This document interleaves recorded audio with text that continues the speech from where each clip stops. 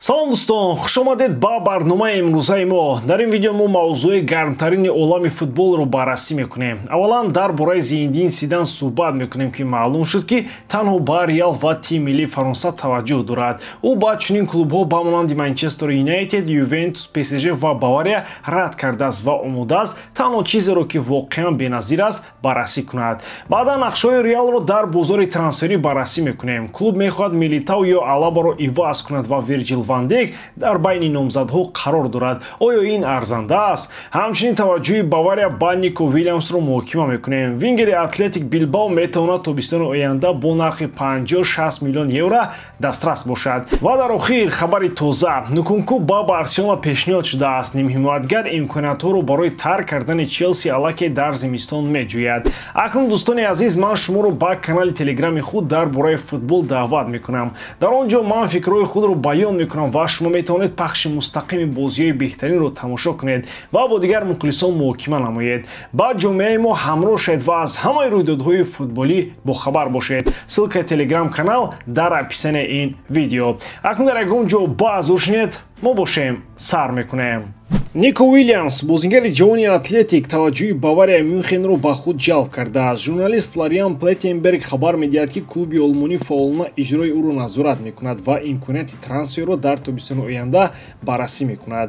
роҳбарияти Бавария ният дорад ки флангҳои ҳамларо тақвият диҳад ки ин махсусан дар пасманзари номуайянии ояндаи бозингарони чун Серж Гнабри, Лерой Сане, Кингсли Коман ва Брайан Сарагоса муҳим аст. Интизор меравад ки арзиши трансфери Виллямс тақрибан 50-60 миллион евро бошад. Дар мавсими ҷорӣ футболбози 22-сола дар Ла Лига 17 бозӣ гузаронида 3 партофти голӣ кардааст. Савол ин аст ки оё ӯ интизориҳоро бароварда мекунад ва ба дастоварди калидӣ барои клуби бузурги олмонӣ табдил меёбад ё не?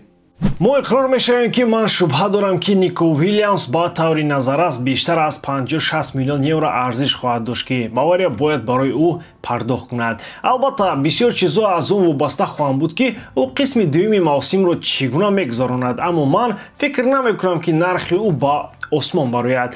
Виллямс танҳо мавсими аввалро дар сатҳи баланд мегузаронад ва ҳарчанд ки ӯ аллакай худро нишон додааст, мавсими гузашта барои ӯ қариб холӣ буд. Ҳатто агар ӯ ин мавсимро бо муваффақият анҷом диҳад, ман намебинам ки барои ӯ аз ҳад зиёд маблағ пардохт кунанд ки ҳоло муҳокима мешавад. Ва биёед ба ёд орем ки кай Бавария охирин трансфери муваффақ аз Испания дошт. Хави Мартинес. Дигар харидҳои испанӣ ба монанди Брайан Сарагоса, Марк Рока ё Люка Эрнандес ки сахт осебпазир аст, ситораҳои даста нашуданд. Пас шояд беҳтар аст ки Бавария бо чунин сармоягузориҳо эҳтиёткор бошад.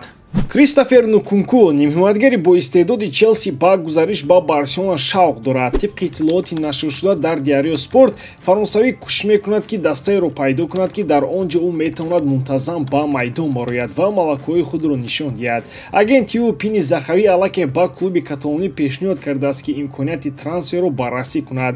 Нкунку омодааст ки дар масъалаи маош гузашт кунад то ки созишнома ба амал ояд, вале сарфи назар аз хоҳиши ӯ барои иваз кардани клуб аллакай дар зимистон, Барселона бинобар маҳдудиятҳои молиявӣ дар моҳи январ ба бозори трансферӣ баромаданӣ нест. Дар мавсими ҷорӣ Нкунку дар 16 бозии Премер-лигаи Англия ширкат варзида, вақти бозии миёнаи ӯ ҳамагӣ 19 дақиқаро ташкил медиҳад. То ҳол каталониё ба футболбоз таваҷҷӯҳи фаъол нишон надоданд.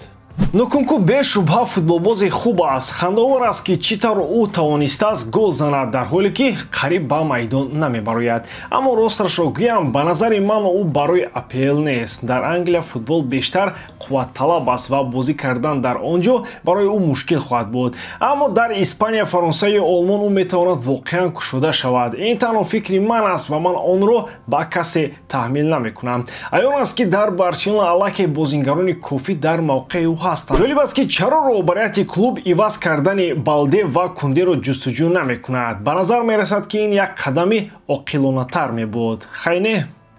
Портали футбол трансфер бозам ҷамоати футболро ба ҳаяҷон овардааст ки охирин инсайдҳоро дар бораи нақшаҳои клуби мадридии Реал ошкор кардааст. Тибқи маълумоти нашрия, роҳбарияти клуб фаъолона барои ду ҳимоятгари калидӣ Давид Алаба ва Эдер Милитао ивазкунанда меҷӯяд. Дар рӯйхати кӯтоҳи мадридиё ҳимоятгари Ливерпул Вирҷил ван Дайк пайдо шудааст. Ин бозингар қариб ки дар ҳаво мағлубнашаванда аст ва бо пасҳои дақиқи худ машҳур аст. Ван Дайк бо он фарқ мекунад ки аксар вақт ба пеш пас медиҳад ва ба рушди зудтари ҳамлаҳо мусоидат мекунад. Аммо агар малакаҳои мудофиавиро муқоиса кунем, Милитао назар ба дигарон бештар маҳоратнок аст, зеро ӯ бештар ба вазифаҳои мудофиавӣ тамаркуз мекунад. Дар мавриди пешбурди туп Ван Дейк нисбат ба Милитао ва Алаба сустар аст, ки бештар ба ҳамлаҳо мепайвандад.